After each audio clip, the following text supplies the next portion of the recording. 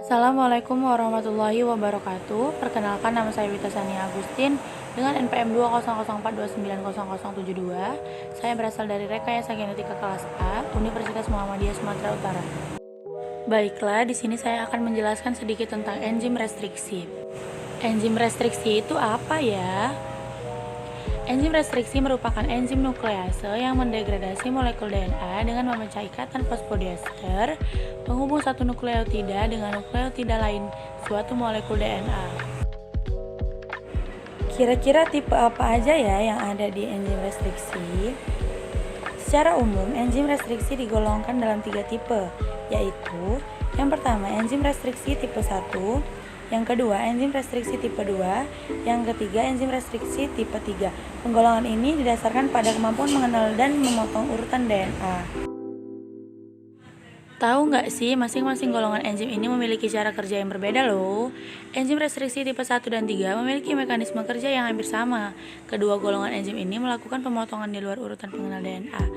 Enzim restriksi tipe 1 mengenal urutan pengenal dalam kisaran 1000 sampai 5000 basa sepanjang molekul DNA dan melakukan pemotongan ikatan fosfodiester secara acak.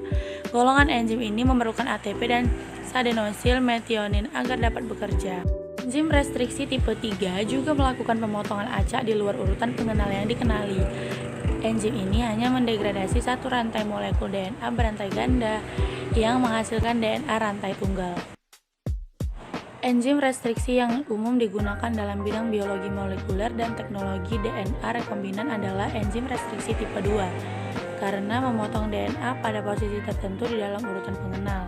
Ciri utama enzim restriksi tipe 2 adalah mampu mengenal secara spesifik 4-7 pasang urutan nukleotida pada DNA untai ganda.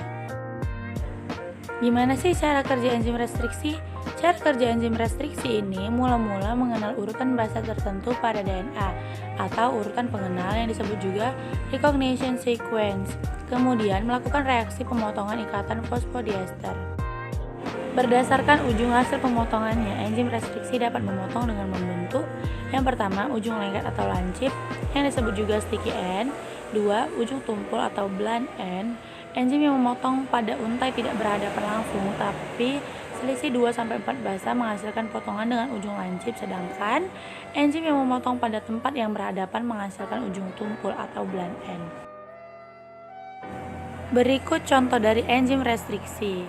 Ini adalah tabelnya, bisa kita lihat bersama-sama. Berikut contoh salah satu kerja enzim restriksi. Yang pertama ada blunt end yang dicontohkan oleh RSA1. Enzim restriksi melakukan pengenalan urutan basa DNA tertentu.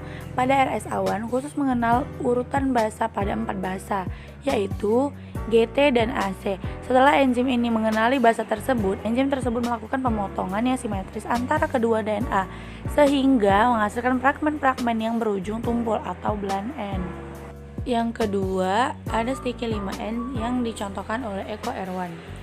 Yang pertama, enzim restriksi melakukan pengenalan urutan basa DNA tertentu. Pada Eko Erwan sendiri khusus mengenal urutan basa pada 6 basa, yaitu G, A, T, T, dan C. Setelah enzim ini mengenali basa tersebut, enzim tersebut melakukan pemotongan yang simetris di antara G, A, T, T, dan C.